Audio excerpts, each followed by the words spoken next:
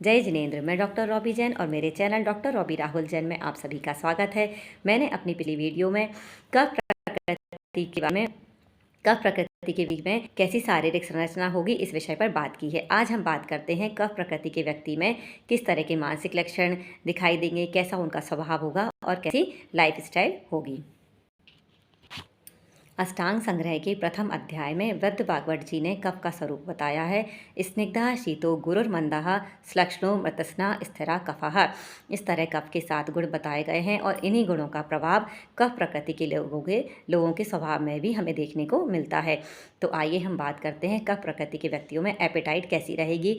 तो कफ प्रकृति के व्यक्तियों की जठराग्नि मंद होती है, इसलिए उन्हें बहुत ज़्यादा भूख नहीं लगती है।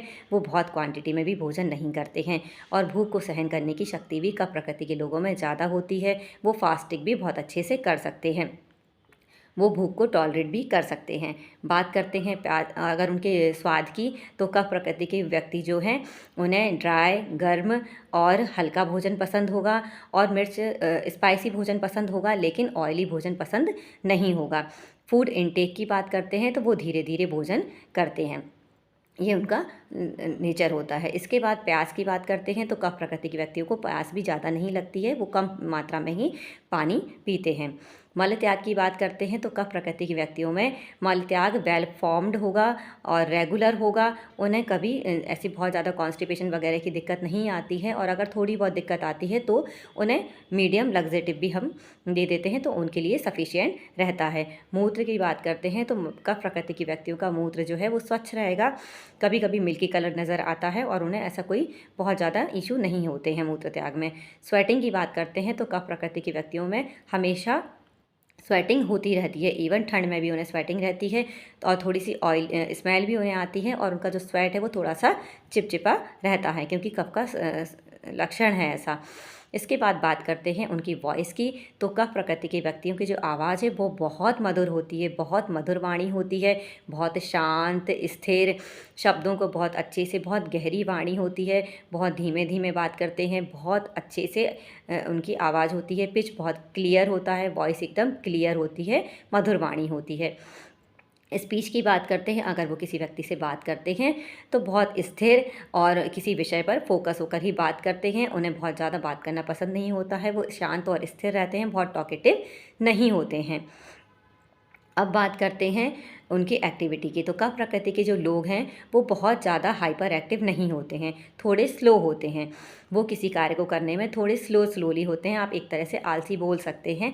लेकिन उनका एक गुण ये है कि अगर वो किसी कार्य को शुरू करते हैं, मान लीजिए किसी प्रोजेक्ट को, किसी पढ़ाई को या किसी कार्य को उन्होंने स्टार्ट किया, तो वह धीमे धीमे स्टार्ट करेंगे लेकिन उस कार्य को पूरा ज़रूर करेंगे।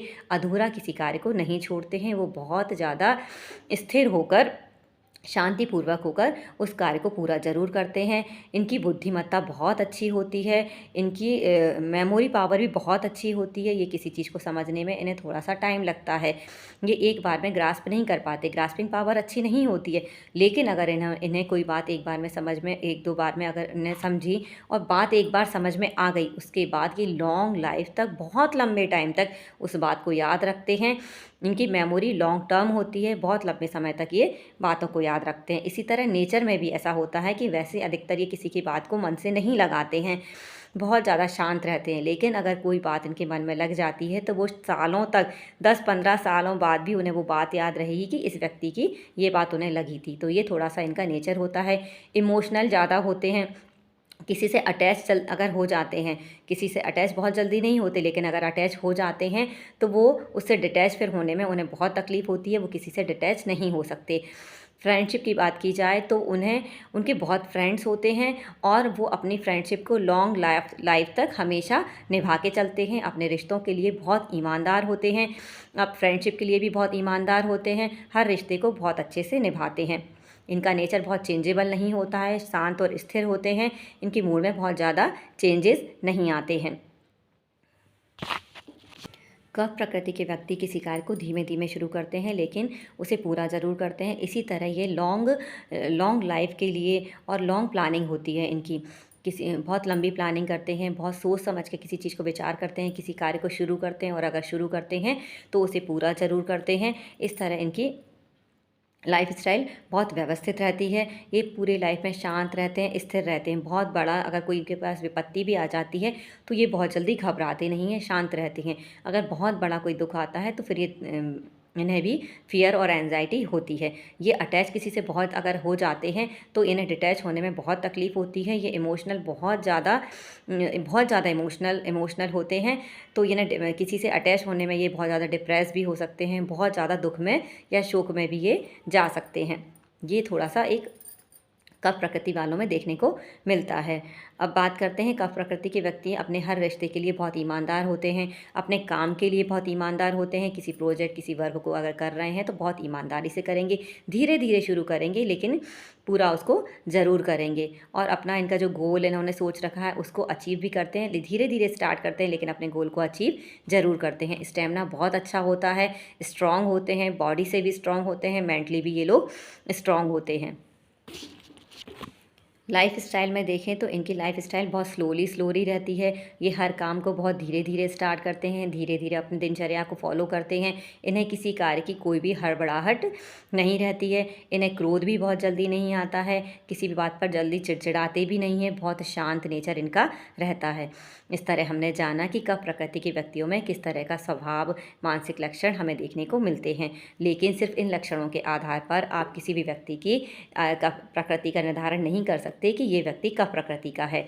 इसका निर्धारण करने के लिए आपको सभी प्रकृतियों के बारे में विस्तृत जानकारी जाननी होगी, उसके बाद ही आप किसी व्यक्ति की प्रकृति का निर्धारण कर सकते हैं। अगर आपको मेरी दी हुई ये जानकारी अच्छी लग रही है तो आप मेरे इस वीडियो को लाइक कीजिए, शेयर कीजिए, मेरे चैनल को सब्सक्राइब कीजिए। इस तरह की और वीडियो जानने के लिए आप मुझसे जुड़े रहिए। और अगर आपको ये वीडियो पसंद आ रही है तो लाइक ज़रूर कीजिए। मिलते हैं मेरी नेक्स्ट वीडियो में। जय जिनेंद्र, धन्यवाद।